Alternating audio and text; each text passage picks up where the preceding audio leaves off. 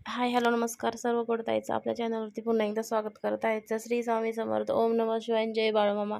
आजचं वातावरण किती सुंदर आहे बघा. आज सुद्धा मी ट्युशनला गेले होते आणि आमच्याकडे नागपंचमी निमित्त आम्ही पुरणपोळ्या बनवल्या होत्या. इकडे कटाची आमटी आहे, दूध उकळून ठेवलेलं आहे, भात बनवलेला आहे, गुळवणी बनवलेला आहे. आता इकडे पुरण पण बनवून घेतलेलं आहे, त्याचे गोळेसुद्धा बनवून घेतलेले आहेत. पुरण हे शिल्लक राहिलेलं आहे आणि ते पीठसुद्धा मळलेलं थोडंसं शिल्लक राहिलेलं आहे. एवढं माप पाहिजे तेवढंच मी पुरणपोळ्या करणार आहे, बाकीचं मी पॅक करून ठेवणार आहे. तर आमच्याकडे नागपंचमीला पुरणपोळ्या, दिंड वगैरे बनवतात. तर ज्या त्या भावची वेगवेगळी पद्धत असते भागाची. तर इकडे छान अशी आपली कटाची आमटीसुद्धा रेडी झालेली आहेत. पुरणपोळ्यासुद्धा फक्त कोथिंबीर टाकायची आणि रेडी झालेली आहे आपली कटाची आमटी. पुरणपोळ्यासुद्धा मस्त टमटमीत फुगलेल्या आहेत.